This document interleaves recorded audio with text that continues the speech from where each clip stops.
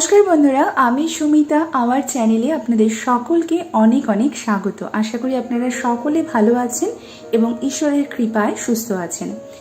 সামনেই আসতে চলেছে মাঘী পূর্ণিমা, আর এই মাঘী পূর্ণিমার দিন আপনারা বাড়িতে কিভাবে পুরোহিত ছাড়াই খুব সহজেই সত্যনারায়ণ পুজো করবেন, আজকে সেই ভিডিওই আমি আপনাদের সঙ্গে শেয়ার করে নেব।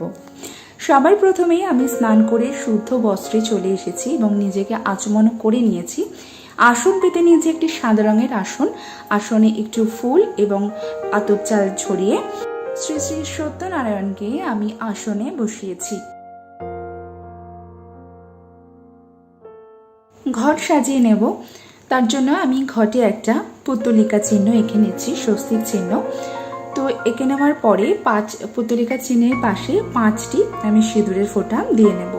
একটি আম্রপল্লব নেব, আম্রপল্লবেও প্রত্যেকটির মধ্যে একটি করে সিঁদুরের ফোঁটা দেব।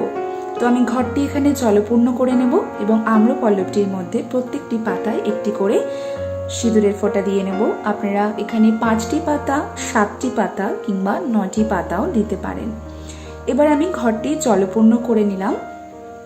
জলপূর্ণ করে নেওয়ার পরে ঘটে আমি কয়েকটি জিনিস দেব। সেটি হলো, ঘটে দেব একটি সুপুরি, একটি কড়ি দেব, একটি 16 আনা, একটি 1 টাকার কয়েন, আর একটুখানি আতপ চাল, আর দেব 3টে দুব্ব।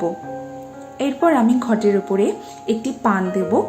তার জন্য আমি পানটির মধ্যে 3টি সিঁদুরের ফোঁটা দিয়ে নেব, ওপর একটি, মাঝখানে এবং নিচে 3টি সিঁদুরের ফোঁটা দিয়ে আমি এটি ঘটের উপরে দেব। এবং আজকে আমি ঘট বসাবো কলা দিয়ে। আপনারা চাইলে আপনারা সশীষ ডাবও দিতে পারেন। যে কলাটি আমি ঘটে দেব তার মধ্যে আমি একটি সিঁদুরের ফোঁটা দিয়ে নিচ্ছি। এবার ঘরটি আমি যেখানে বসাবো সেখানে গঙ্গা মাটি দিয়ে নিয়েছি। আপনাদের কাছে গঙ্গা মাটি না থাকলে আপনারা তুলসী তলার মাটি কিংবা যে কোনো পরিষ্কার পবিত্র জায়গার মাটি দিতে পারেন। সিঁদুরের ফোঁটা দিয়েছি, মাটি ভিজে থাকায় সিঁদুরের ফোঁটাটা ভালো পড়েনি। একটু দিয়ে নিচ্ছি পঞ্চশস্য আর একটু দুব্ব। প্রথমে আমি ঘিয়ের প্রদীপ নিচ্ছি, একটা ঘিয়ের প্রদীপ জ্বেলে নেব। সমস্ত পুজোয় একটি করে ঘিয়ের প্রদীপ জ্বালানোর চেষ্টা করবেন আপনারা, এটি অত্যন্ত শুভ বলে মনে করা হয়। আমি আসন বসিয়ে আমি প্রদীপটি বসিয়ে নেব। এবার ধূপ দীপ জ্বালিয়ে নিলাম। এবার ঘট স্থাপন করব উলুধ্বনির সাথে।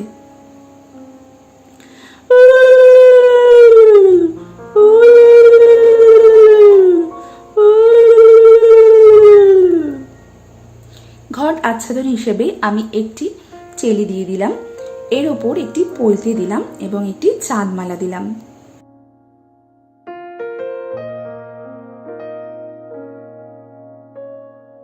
এরপর আমি শ্রী শ্রী নারায়ণী স্নানাভিষেক করাবো।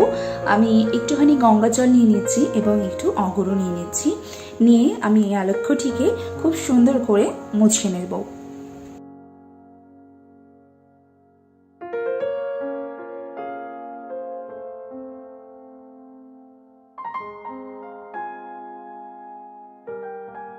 এবার আমি চন্দন দিয়ে তিলক করে নিচ্ছি শ্রী শ্রী নারায়ণকে এবং এই চন্দন সহযোগে একটি মালা আমি অর্পণ করছি।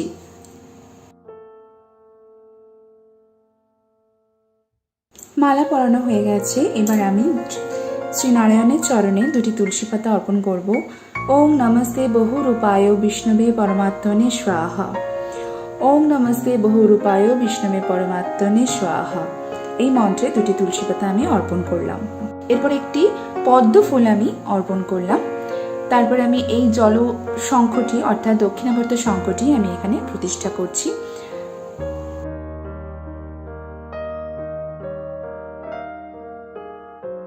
সত্যনারায়ণ পুজোতে মোকাম সাজানো অত্যন্ত গুরুত্বপূর্ণ। এটি সাজাতেই হবে, তার জন্য 5টি পাতা, 5টি পান পাতা নিতে হবে এবং 5টি পান পাতা পাশেও 2টি এবং সামনে 3টি এইভাবে সাজাতে হবে। আসনটি আমার ছোট, এর জন্য ঠিকঠাক হয়নি, কিন্তু আপনারা যেখানে দেবেন সুন্দর করে সাজিয়ে দেবেন।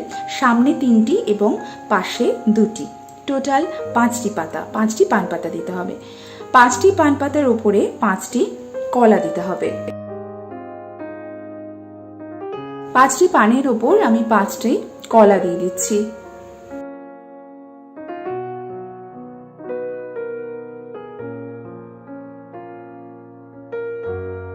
এরপর দিচ্ছি 5টে পৈতে।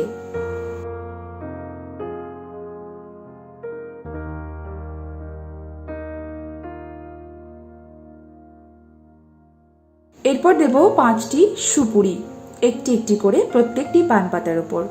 5টি সুপুরি দেওয়ার পরে 5টি বাতাসা, সাদা বাতাসা, সেটিও প্রত্যেকটি পানের উপর একটি একটি করে দিয়ে দেব।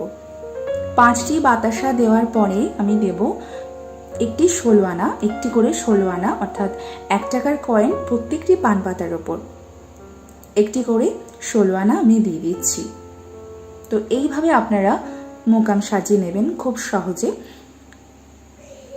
আমার মোকাম সাজানো হয়ে গেছে। এবার আমি ঘটের উপরে দুর্ব আর ফুল নিয়ে ওং গণ গণেশায় নমঃ, গণেশের উদ্দেশ্যে ফুল নিবেদন করলাম। ওং পঞ্চদেবতায় ভ নমঃ, পঞ্চদেবতার উদ্দেশ্যে এবং সর্বদেবতার উদ্দেশ্যে ওং সর্বদেবতায় ভ নমঃ এই বলে ঘটের উপর আমি ফুল অর্পণ করলাম। এরপর আমি শ্রী শ্রী নারায়ণের চরণ যুগল আমি ধুইয়ে দেব। ওং নারায়ণায় নমঃ, ওং নারায়ণায় নমঃ। এবার আমি পুষ্পাঞ্জলি দেব। ওং নমঃ ভগবতে বাসুদেবায় নমঃ,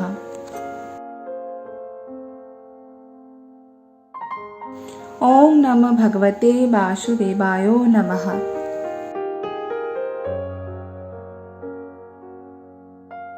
ওং নমঃ ভগবতে বাসুদেবায় নমঃ এই বলে আমি 3 বার পুষ্পাঞ্জলি দিয়ে নিলাম।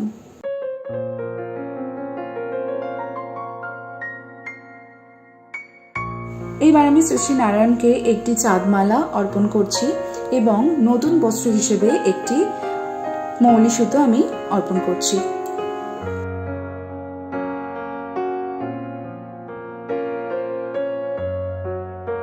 এরপর আমি ভোগ নিবেদন করব। তার জন্য আমি সাদা মিষ্টি নিয়েছি এবং ভোগের উপর অবশ্যই তুলসী পাতা দিতে কিন্তু ভুলবেন না।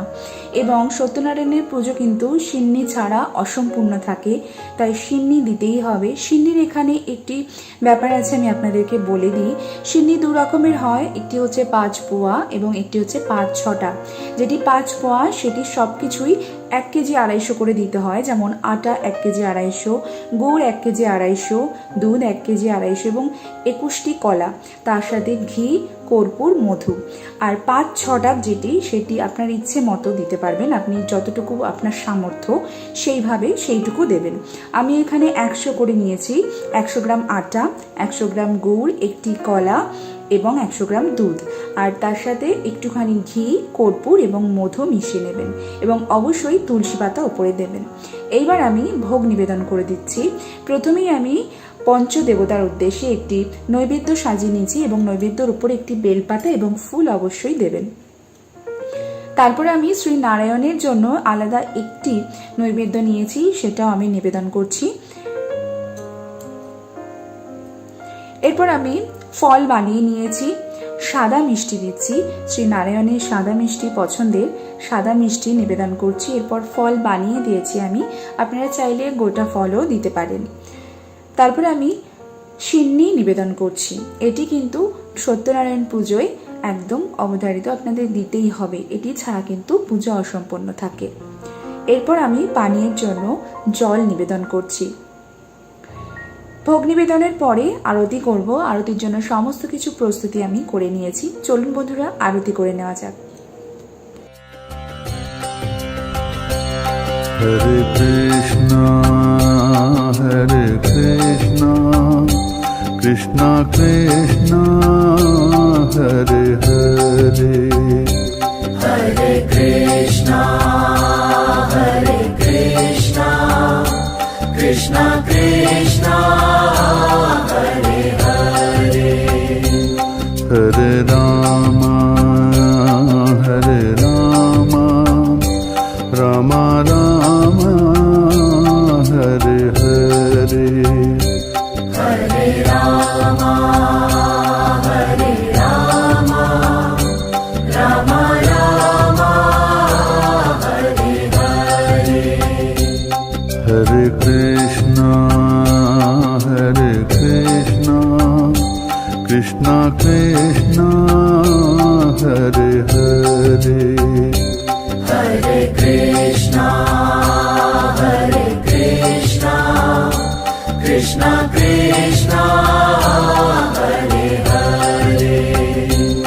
Hare Rama, Hare Rama, Rama Rama, Hare Hare. বন্ধুরা, আরতি আমার সম্পন্ন হলো। আরতি সম্পন্ন হওয়ার পরে সত্যনারায়ণের ব্রত কথা পাঠ করতে হবে। সত্যনারায়ণের পাঁচালী আমি পাঠ করে নিচ্ছি। এটি আপনারা যে কোনো ঠাকুরের যেখানে দোকান হয় ঠাকুর আপনি পেয়ে যাবেন, কিংবা দর্শকর্মা ভাণ্ডারেও পেতে পারেন। তো আমি এখানে সত্যনারায়ণের পাঁচালী পাঠ করে নিচ্ছি।